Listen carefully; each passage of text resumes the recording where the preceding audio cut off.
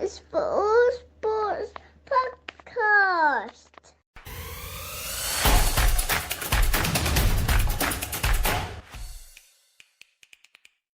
Welcome to the All Sports podcast with me, Matt, and today, James. How are you, mate? Yeah, all okay, thank you. How are you? Yeah, all good, thanks. And Femi, how are you? All good, mate. Back from Cape Town, raring to go. Okay, no life story. Straight to the. It's just same every week. Yeah, good, thanks. Same with you. I might just pre-record that bit. Well, actually, Joel's not here, so I stepped in to ask how you are, because usually I wouldn't do that. Yeah. I'll move on the fly. Appreciate that. Yeah, You're stepping it up. I am. I'm number 2 now. I've been promoted. Number 1 in talent. Yeah, number 1 in talent, but in like seniority, I've gone up a step. Nice. Just 1 week missing for Joel, and he's bumped down to number 2.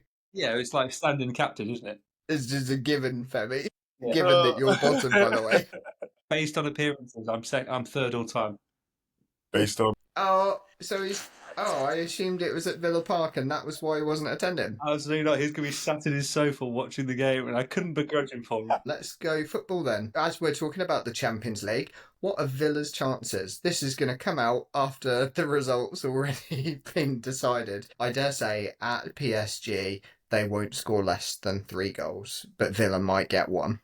Yeah, I think that's massively underestimating Emery as a manager. I think he's a fantastic cup manager, and he sets teams up to win. Like over a Premier League, 38 games, it's a bit harder to do that, but they've got as good a chance as anyone. Like you saw Real Madrid last night turn up looking a little bit shell-shocked, and that can happen to any team in this competition. So I wouldn't say that Villa have no chance, but it would be, unbelievable for them to go through this leg. Yeah, I agree. I wouldn't say they have no chance. PSG is a great team, and Ousmane Dembele is, he's in a great rich of form as well. He's popping with goals. I think it's greatest goal scoring season so far. I think for talent like that, who's worked his way up, started really young, was getting loads of exposure. He didn't quite make it at Barcelona, but now he's in PSG, 27, which is the proper age for a football player to develop. He's found his feet, he's popping in goals and assists. All of that just to say Villa are going to get smashed. But I wouldn't say they have no chance. I wouldn't say they have no chance. I just don't. One player that I think is going to be underrated, but is going to start bumping up the Ballon d'Or rankings is Barcola. He is phenomenal. Yeah, he's brilliant. He's a brilliant player. As an attacking forward, I'm not sure anyone that I've seen in the last few months that is better than him. Last night, Mbappe had 1 opportunity, couldn't get himself into the game. That's the difference with Barcola at the moment, and Marmoush probably. They are just so busy and looking for the ball and want to be involved and are so attacking minded. Mbappe was just waiting for things to happen last night and was clearly frustrated at the lack of service he was getting. And Vinny, we know as well, when a game goes like that, he is not interested and he is not the sort of teammate that you want. PSG have been a really weird one this year because the Liga 1 as a league is pretty poor this year. I know they haven't lost, but if you look at the teams under them, I think second place is like 7 or 8 losses. So there isn't a hyper-competitive league that they're in. And you saw that affect them in the group stage of the Champions League. The standings, they were like lower half. They weren't good at all until they started playing the Champions Leagues. And they're being challenged by better teams. They've looked good, but I wouldn't say they're unbeatable at all. Like they're not even the best PSG I've seen in like the last 5 years. But they are looking a bit more sharp towards the back end of the season than they were at the start, definitely. I agree. Funnily enough, Barcola's not playing tonight. So. Yeah. I was going to say, you're probably referring to Doué. There's also been a change in mindset. The amazing work that Luis Enrique has had on that team. He's really changed their mindset. I watched this video, I think it was in one of the docs, where he was trying to speak to Mbappe about working hard for a team and how it just wasn't all about, his pace or, the finishing. It was about tracking back, working hard for a team. And if a player of his stature was able to set the right example, for the rest of the team, everyone works hard. And I think that's the mindset he's instilled in this team where everyone has just that mindset running. I mean, it'll be interesting to see their running stats for the current PSG team, but they have a very solid midfield. You have Fabio Ruiz, Vitinha, who's been brilliant as well, and Neves. You can't, like, all three of them in that midfield. It's a solid engine, and it Not just allows. engines, they're technical as well, aren't they? Yeah, they're They're so really technical as well. all this team, Honestly, right? yeah, which is which is poor United when you look at it, because Ugarte was one of the key players for them, 2 seasons ago. Luis Enrique comes in and he gets them shipped out because he wants a player who's more technical with the ball, who's more comfortable. And United took Ugarte, who isn't as comfortable with the ball. But you have those 3 players who are very comfortable with the ball, who are also, they have that grit. You also have players who are, ready to defend, who are ready to run. I think that's been key for that team. It allows the players up top, Due, Dembele, and Crash, can't pronounce his name, Scalia, yeah. Crash Shayla, to do their thing up there, and it's helped them a lot massively. And you can see the results. Excited for what they do in this game though, because Villa do have some good star power. I mean, I know he's not started today, but Asensio has been brilliant for them. Yeah. Just popping in with the goals. Funnily, Asensio obviously is on loan from PSG, so it's weird that he's allowed to play in this game. But there's different rules in European football, isn't there? Between Yeah, because they hadn't registered him. PSG hadn't registered him as a European player. yeah, it doesn't in England, even if you can't play against your feeder clubs ever, like that's a pretty standard rule. But in Europe, you see it happen way more, especially in the Champions League. Like there was a case a few Couture years with ago. Chelsea one time. Yeah, and Coutinho played for Bayern Munich and knocked out Barcelona. So it happens a bit more in Europe, but I didn't think he would play. But yeah, him being on the bench makes sense because you wouldn't really want to throw him in. Like obviously he's been playing a lot, but it might be quite a not an emotional game, but it's a bit of a weird one for him to play in. Isn't that one of the worst feelings in sport, is when you turn up to a fixture and the other team is like down a man and they're like, can someone go and play for the other team? Isn't that the worst? It's never happened to me, but I just can't imagine you would do it. Like, Honestly, yeah, I just you back never. on that. Go on. I was just gonna say, you remember the Coutinho story I mentioned? It was like insult to injury because Coutinho played for Bayern Munich that season. Bayern Munich won the Champions League, and then Barcelona had to pay Liverpool even more money because Coutinho had won a Champions League. That was part of the clause. So it's like, oh yeah, not only knocks my club out, but then they have to pay another bunch of millions. So yeah, I can't see a scenario where it's ever a good thing to play against your own team. It's weird, I think but that was yeah, one of the reasons that their director even got fired at the time. Was like, just what a poor decision, to make. Even with Couture playing against Chelsea at the time, and yeah. he had a world-class performance. This is why he was playing for Atletico Madrid. So looking back, it's happened, in previous years, but I just don't get it. Strange one. The thing that surprised me about PSG though, I don't know if you've seen. There's 2 centre halves are quite young. So William Pacho's obviously been around a couple of years, but he's 23, and then I think it's Beraldo's only Ronaldo, 20, yeah, 21. Yeah. yeah. And Luis Enrique needs to be credited with a lot of this because they have turned a very aging team into a super young, super dynamic squad. Yeah. Which I mean, out of the teams that are left in there, probably I don't want Arsenal to win it. I don't think I could face that. Yes. I don't mind Villa going on a run, but couldn't watch Arsenal win the Champions League. Mhm. Yeah, I I'd never think be able to go on PSG. Twitter again. Yeah, PSG have the strongest shot. But watching Arsenal yesterday, oh my goodness, wow. This is the words I have for them. And I see Go on all then, my Matt. mates, literally everyone posting their story and results. I mean, thinking people I know who don't watch football posting about Arsenal. Bloody hell.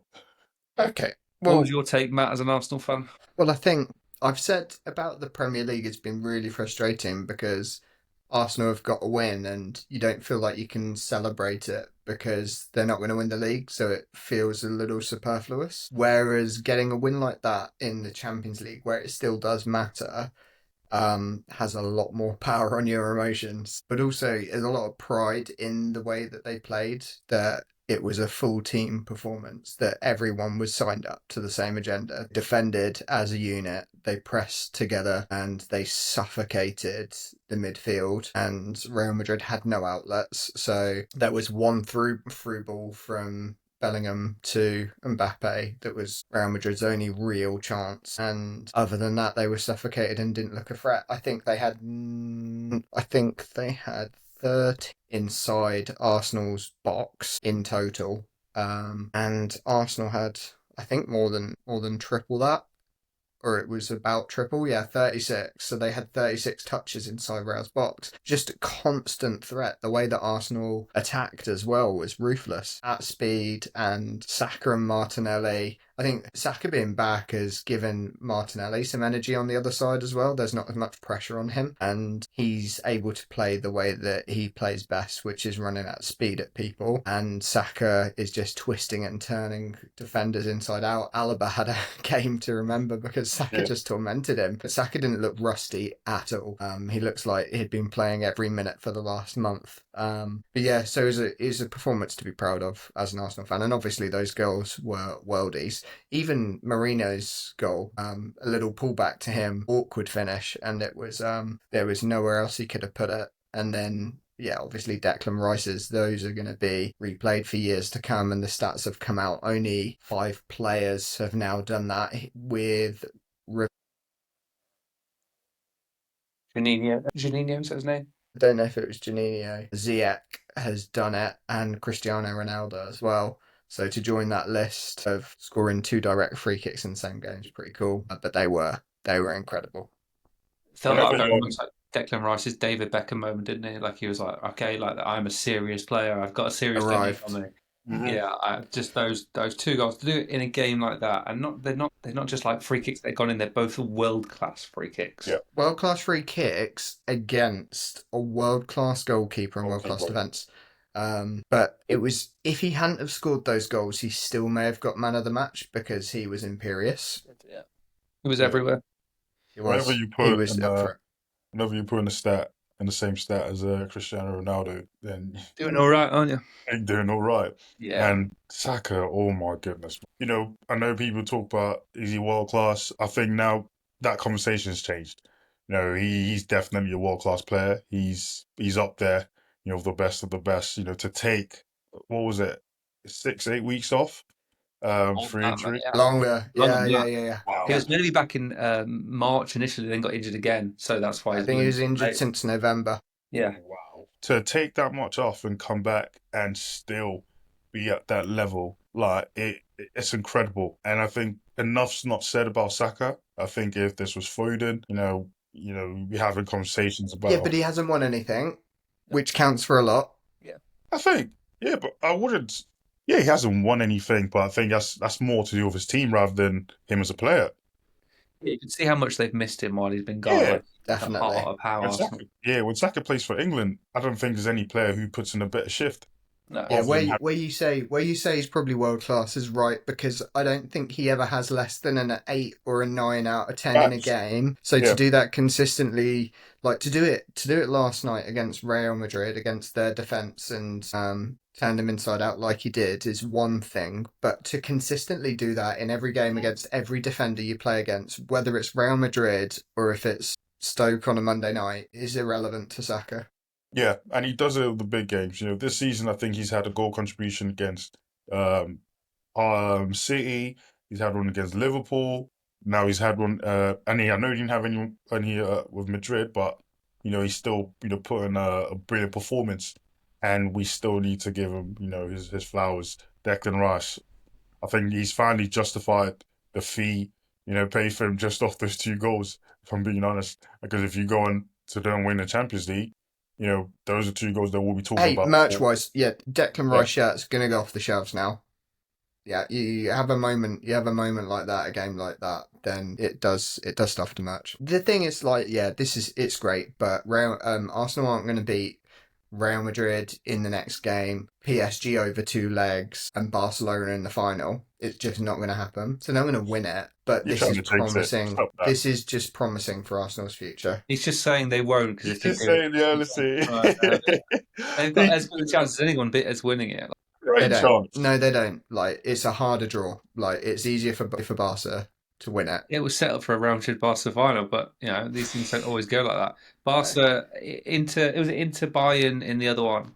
And did Inter take the win last night? Inter took it 2-1 away from home. Yeah. And Inter at home is an absolute fortress. And Yeah, Inzaghi's again, brilliant. Martinez, the captain, just steps up when it counts for Inter. He's It's a really weird thing about Lautaro Martinez. Like, he's one of these like forgotten generation players. He's still like not that old, but he's had such a great career, but he doesn't get spoken about in the way that he should at do. all. Yeah, I don't know if it's because he never really went, like he didn't have like a run in Spain or one of the top teams. He hasn't come to the Yeah, Prem, I but think it's also he's. he hasn't turned up in the big moments in the World Cup. You know, there was a lot of talk about him sabotaging Messi's I know, World, but World Cups. I do imagine playing in that Argentina team as a forward must be quite difficult with Messi because a lot of it is based around him. But when Yeah. you see him at club level, he's always having good years. Mhm. But he is like a forgotten generation of player because he was not ever good enough to compete with Messi and Ronaldo and be in that conversation. But now, at the moment, the Vinnies, the Mbappes, the Jews, that those people now take over the narrative. Now these two have gone. Yeah. So yeah, it is a bit of a weird one for him. But he's an unbelievable player. And when you watch him play, he is just like he's so difficult to play against because people can't pick him up. He's just such a talent. Well, But yeah, if anyone can go to Inter and score a couple goals, Harry Kane can do it. So we'll see what they can do next week after.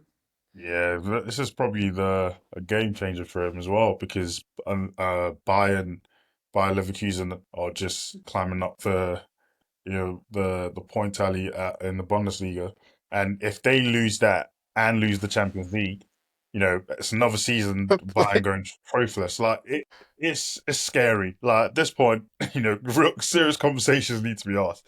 How Harry Kane hasn't won an individual trophy. They've got like a 7 point lead in the Bundesliga. They're not going to choke that. I can't see it. But they are out. They're both out Stranger things the happen. DFB Pokal, so there's no German Cup with them in it. But yeah, I don't think they were ever anticipating winning the Champions League this year, Bayern, with Company's first year. And I think they'll wrap up the Bundesliga and Harry Kane will say, yeah, see you later.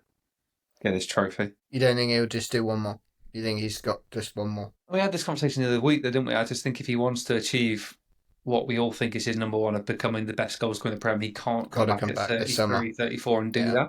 He needs to come back when he's still at the peak of his powers. Oh, you think he'd go? I actually disagree with that. He's been asked. I think he was asked the question the other day about him going back to the Premier League, and he said he's happy, he's comfortable. He's never going to say yes. I want to go back. No, he did say he doesn't know where the rumors have come from, and he's very, very comfortable about it. Yeah, I mean, he's going to be 32 by the end of this season. So do you reckon he'd wait until he'll be 33 to come back to the Prem and have 2 years at a crack at 50 goals? I don't think he's that pressed about being the all-time goal scorer in the Prem. I think I think records do mean something to him. He's a numbers guy. He knows all his stats. He knows all the records. I think it does mean something to him. Of course, it definitely does. But at this stage of his career, I think it means more to win trophies. I don't know. I think for a man who's won as little trophies as he should have, he needs something to be his legacy, and I think having that Prem total will be it for him. I mean, winning a Bundesliga is not the top goal scorer for England. That's something. Yeah. But he needs like an accolade that says, right, I might have not won the Champions Leagues and the league titles I should have, but I am the highest Prem scorer that's ever lived. Yeah, I mean, I don't disagree, but I just don't see. I mean, where does he even go? Like, he doesn't go City, he doesn't go Liverpool. Definitely I can see him at Chelsea. I could see him at Liverpool. I could see him back at Tottenham at some point. You nearly said Arsenal. I was like, just no chance. Definitely, he would not be going to Tottenham. He could finish at Tottenham. He's a Tottenham kid, isn't he? So I think he could finish at Tottenham. Do I think he transfers? Do I think he transfers to Tottenham? No, they can't afford him. See him at Liverpool. He doesn't go Chelsea because if he's a true Tottenham kid, he doesn't go Chelsea. United? We couldn't afford him. You couldn't what? We couldn't afford him. I think United, well, it depends how much of a clear out there is this summer, but I think United 4 years ago was a Kane transfer. Yes. Could have gone before Bayern, yeah. I mean, maybe he's not cursed because that would have been a curse going to United. It would have been. He definitely never won a trophy at that point, yeah. To be fair, he would have had he would have won the FA Cup. Yeah. There you go. That's a terrible thing to say. Let's not venture too far down the league table. Let's stay with the elite end of sport. I know for a fact you prepared that one. Oh, he's been looking at that for hours. I've got thousands of those lines ready to go. Constant ammo. But we will jump across to Japan, to Suzuka. We don't need to talk about it much. We could have spoken about it after qualifying because it basically was the order they qualified in, the order they finished. It was the top 6 finished as they qualified. Absolute procession. Yeah, there's 2 issues going on. The tracks are not designed for these enormous cars. The enormous They're so cars, wide. they're so wide. These cars cannot follow each other. And well, the third issue is the tyres are too good. Like they're not degrading enough for there to be extra stops and people losing time and sliding around and stuff. And this was meant to be a really good year, and we're at this point where the last 2 races, there's not enough jeopardy. Like, No, that's all. are the drivers too good? Are they keeping the car on the track too well? Like, why is there, unless it rains, the last 2 races have just been absolute processions. And it's really difficult because it's not like there's one car that's really, really good. Like, it's whoever is finished starting on pole is not getting the impact of the dirty air on the tyres. They're not getting the problems following each other. And they're just driving away. And it's not like they're super far away. Like, Norris was pretty much 1.5, 2 seconds behind Verstappen for the entire race. And it's like, there's no jeopardy. Max Verstappen, Lando Norris, Oscar Piastri, Charles Leclerc, George Russell, Kimi Antonelli. Started in that order, finished in that order. How horrific to have a top 6 that don't overtake. Isaac Hajar, credit to him in the RB for qualifying in 7th, but he dropped down to 8th and Hamilton went up to 7th. And then, as he qualified, Albon, and then Oliver Bowman. So, I mean, the top 10 bar one place switch. How boring. Only one driver got lapped. Do you know who it was? Stroll? The Nepo baby here. Stroll was the only one to get lapped in the entire field, and he's got a half-decent car, which is just... Why is he called a Nepo baby? Because his dad owns the team. Yeah, his dad owns the team. Yeah. His dad Wow. owns Aston Martin, Formula What's One. interesting is that the other driver, although he didn't get points, Alonso being in 11th and Stroll being last is significant. It's very, very significant. If they want to win a world championship, they can't be doing a Verstappen and Perez. They've got to be having 2 competitive drivers. Yeah, because Alonso, if you look at the points, Stroll's outperforming him on a points basis, which is crazy. They've appointed the best aerodynamic guy in the game. They've paid all that money for Newey. If you haven't got the talent to bring a car home, I'm not saying Alonso isn't talented, but he's 45, 44. He's been in the game for a while, He's isn't it? so old. I mean, obviously, for a Formula One driver, every year they're coming back in good shape, which is fine. But if you want to make your team from 6th, 7th best to fighting for wins, you've got to follow the McLaren structure, go and find some good young drivers, improve them, get some time in the car, and you grow with them. You don't grow with someone who's not probably going to be in the seat in 3 years' time. It's just Would a you weird say one. the Stroll was similar situation as Bronny LeBron in Not terms quite. of talent? Stroll is good. Like, don't get me wrong, Stroll's good. He's been a Formula One driver for 5 years. He won the categories growing up. He's always had the money to compete. So he's had James and I disagree on this, but continue. he's had the money to compete, which is one thing, but he's also won categories. Like, he's not really slow. He's not like Mazepin, who you might have heard about before, who was the Russian guy. He was Russian. He just bought his seat and he was terrible. We've seen Stroll on a podium before. We've seen him have half decent races, but I just think if you're a team that's aspiring to be, they want to be world champions, Aston Martin, like they're spending so much money into Formula One, they have to sort of try and find the owner's son something else to do that isn't drive the car. Yeah, make him team principal. do whatever. They're on about him entering a different series somewhere with Aston Martin, which would give him a job still. But being a Formula One driver is the most.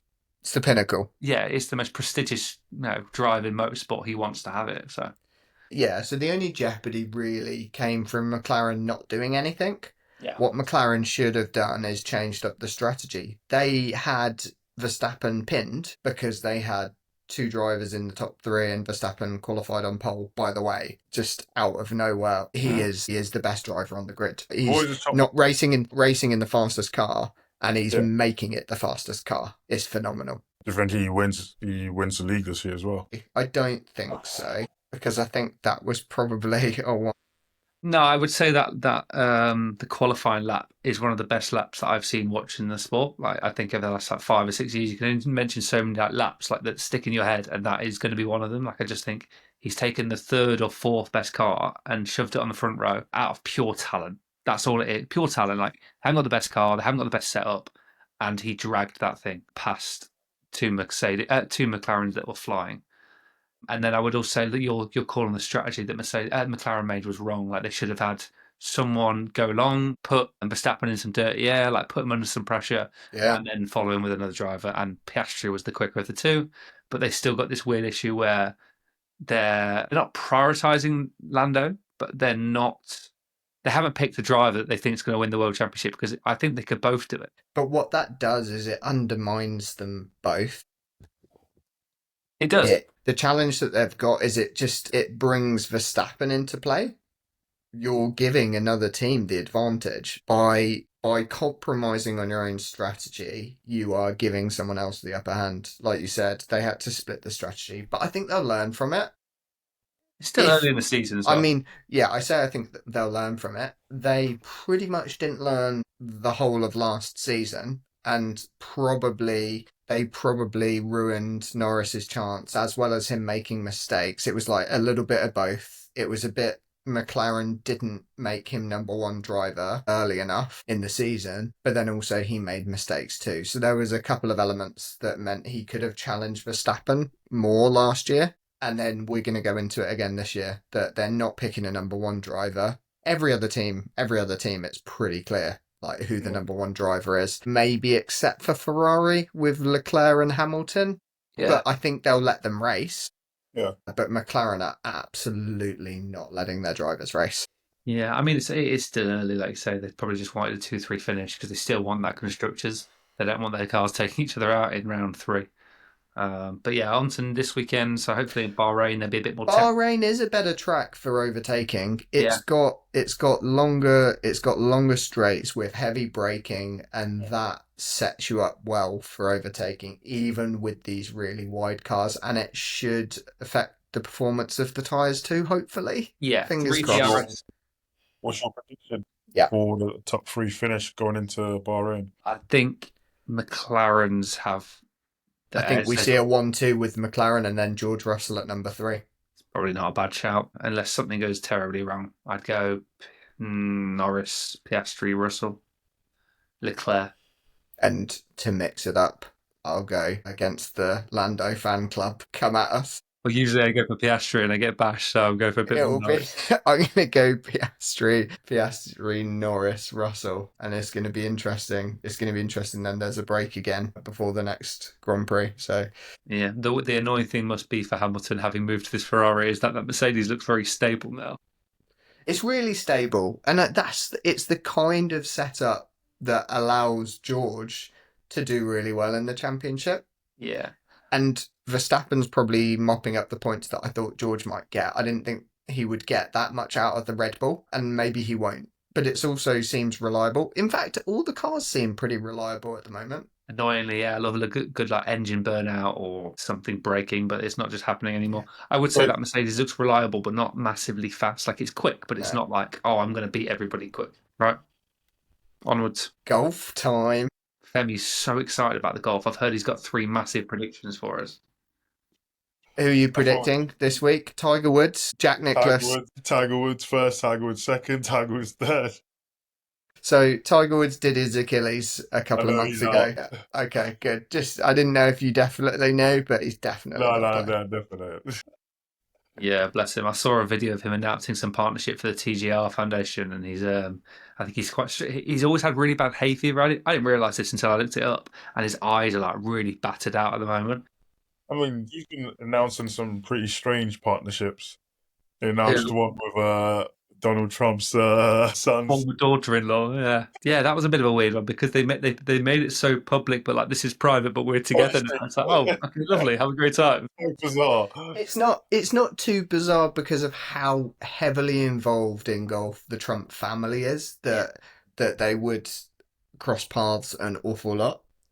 Yeah, and Kai Trump, I think the youngest daughter or one of the daughters is like a heading. Which could be, hold on, Kai Trump could be Tiger Woods' stepdaughter. Yeah, and she's like heading for like the pro game. That's crazy.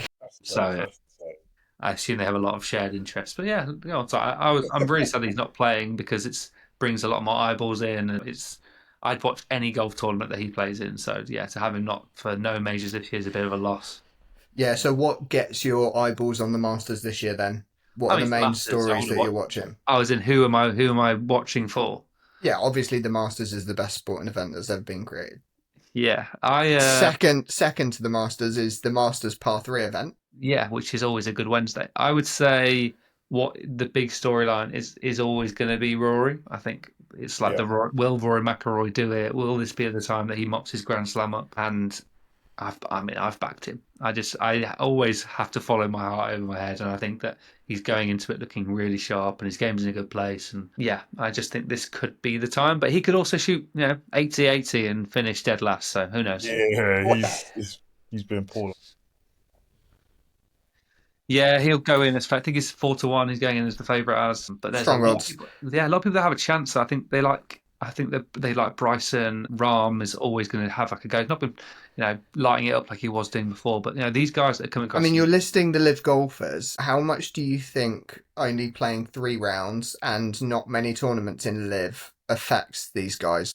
They're playing more than you think. I know the 3 rounds is a thing, but they're still playing like every other week. So I don't think that's a huge thing. I would say Okay. that these guys, they come across with a point to prove as well because they've been thought of as less than. And, when these majors and everyone's coming together, they want to win as much as anybody. So, yeah, I do think my other pick is the big LIV winner, Neiman. He keeps winning.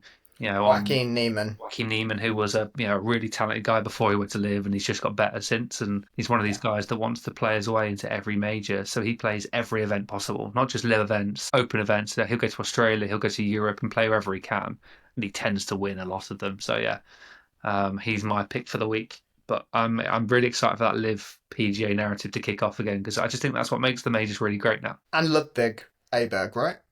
Yeah, so my 3 picks: Rory, Ludwig, and Joaquin Neiman. And I've had £5 each way on the former prison convict Cabrera, who's just come out.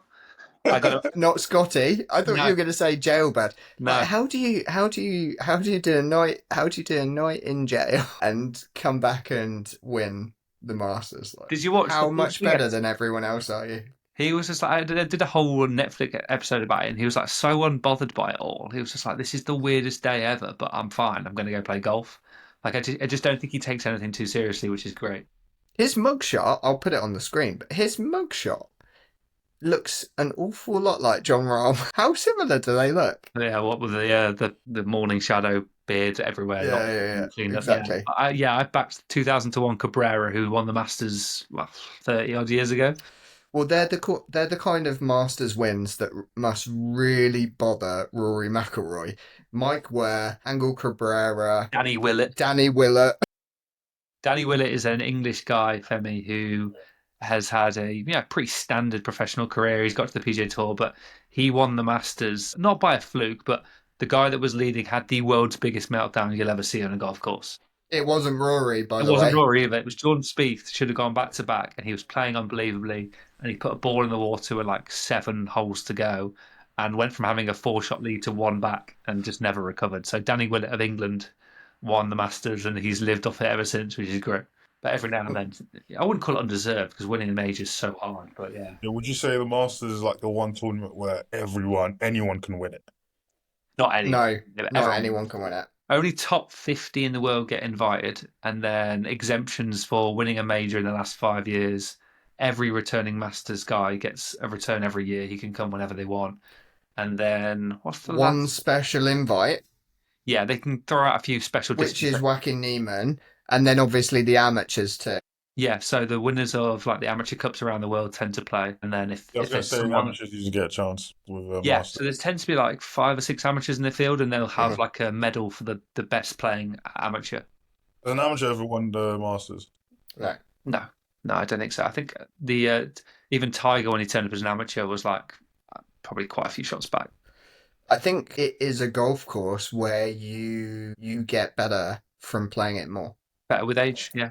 There's a lot to learn about course management around Augusta, and the fact that it's the only tournament that's played at the same venue every year as well. It counts for a lot. Although saying that, the way that Rory plays it every year changes.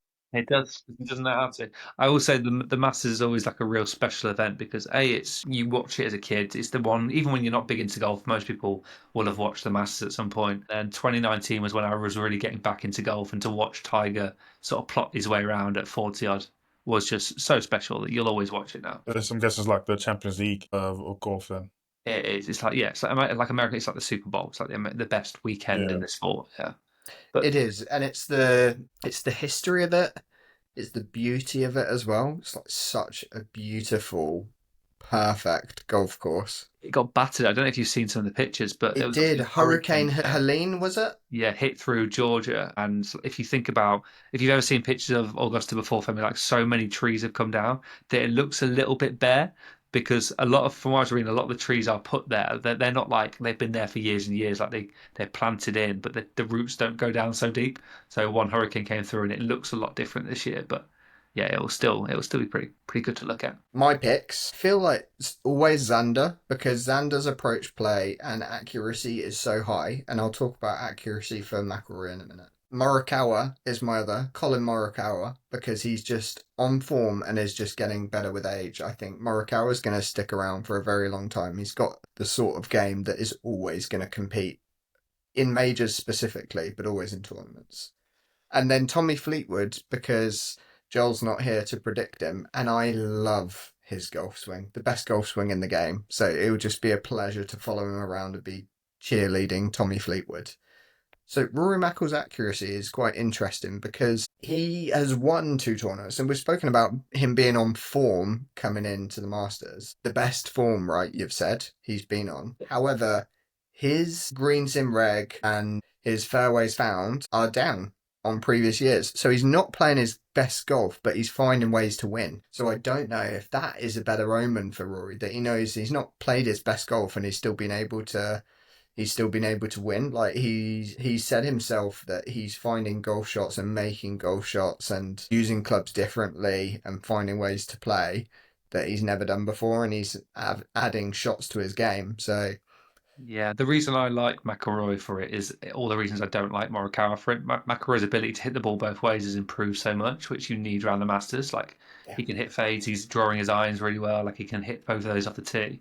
Where Morikawa is known for hitting the ball left to right. He fades everything. He can hit draw. It's just not super consistent. And from watching people play this golf club, you have to hit the ball both ways. Like it challenges you in a way that not many other courses do. So yeah, I mean, famously someone like Bubba Watson who can absolutely sling it in both directions. Yeah, exactly. It's a shot. It's a shot shaper's course. So yeah, I get your point about Rory. Like he is hitting the ball well and he's finding something, but he's also not playing perfect golf and winning, which is or he's there and thereabouts. So as long as he's hanging around, like if he can get through Thursday and Friday in a decent spot, I would be backing him to finish it.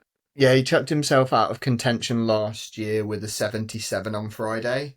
Yeah. At least one on Thursday and Friday throws it off. Yeah. Weather's looking good for this weekend, though. Yeah. I mean, that's always good because sometimes you get a bit of bad weather and the course softens up and you see some really low scoring. So that's what we don't want. We don't want the course to play too easy. You want it to be difficult.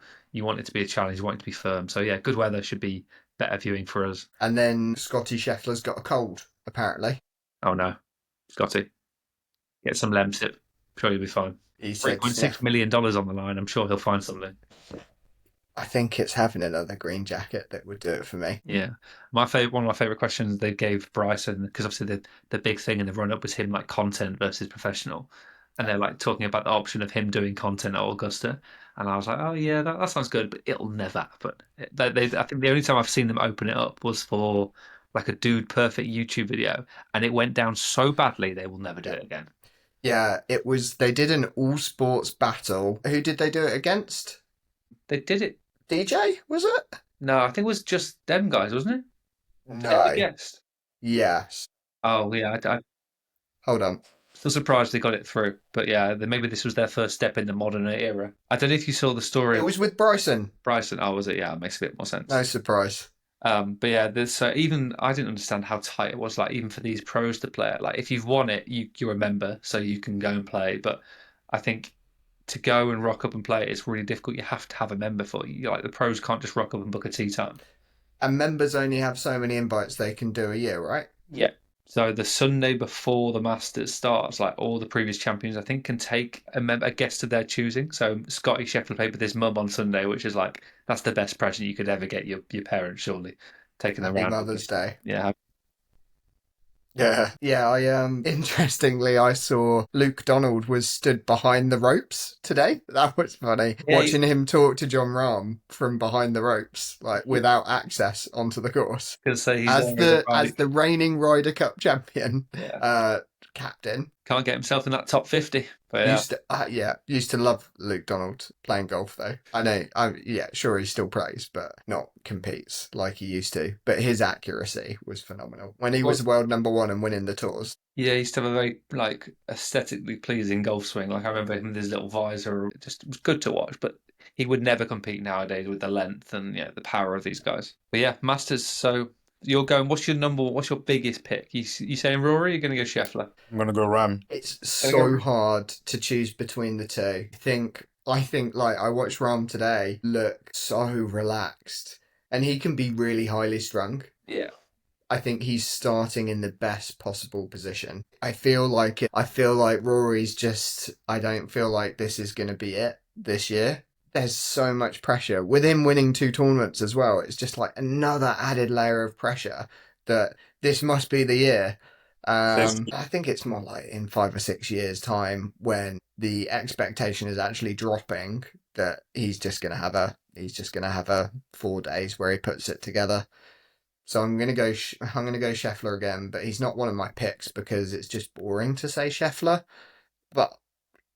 And he's not on form. No, you know what? Yeah, I'm gonna do it. I'm gonna go for Xander. I think Xander is my top pick. Yeah, I'm gonna stand by my picks: Xander Schauffele, Colin Morikawa, and Tommy Fleetwood. He was fully fit. I could get it, but he's still just come back from his injury, isn't it? So I don't really know. But we'll come back to this next week and we'll see who knows what they're talking about and who's talking absolute rubbish. Ludwig's got a heck of a chance. He does. But I can't. I picked him last year. He came second. Gotta go someone. Not a bad pick. Yeah, I do. I wonder what the other big story is going to be around the Masters. We never could have imagined Scottie Scheffler's arrest this time last year. What subsequently happened 12 hours later? My biggest pick, my roguish pick is top 10 for Sergio Garcia. He'll place. How's he doing on LIV at the minute? Playing well. Playing some of his best golf at the moment. Yeah, coming as a returning champion. Obviously, he won it in 2008, 2009. I think 2009. It takes an awful lot of pressure off having won it before. Sergio Garcia, there you go. When that finishes top 10, you'll know I've won some money. Is he more of an outside bet than Cabrera? Oh no, Cabrera it's 2,000 to 1. I think he finishes top 10, I win like $2,000. So it was like worth burning a tenner for. I know he won the Masters in 2017. Who? Sergio? Yeah. Oh, it was 2008 the one he should have won. Yeah, he won it in 2017 against Rose. Yeah. But I just think the way he's playing this year and he wants himself back in the Ryder Cup. We've just taught Femi so much about golf. He knows everything now. He's going to sit there and watch 4 days of it. Soaked it all in. I think the coverage... The coverage is very extensive on Sky Sports. I don't know if it will be on... Is it on BBC Two? Like, they usually have it on BBC Two on Saturday and Sunday evenings from 7 p.m. or something. But that's coverage that's well worth a watch. But it's just... The course is immaculate. It looked incredible. To think that they had a hurricane run through it less than a year ago is crazy. They've done a great job with it. Well done, Augusta. So tune in next week to listen to us talk about how bad our predictions were and how much we don't know about all sports. We will also be speaking about the play-in tournament in the NBA as the season now comes to a close. Last few days of the NBA season, regular season now. Tell you what we'll also do, we'll find out how Joe enjoyed Villa Park tonight. And we will catch you on the next one. Cheers. Cheers, guys.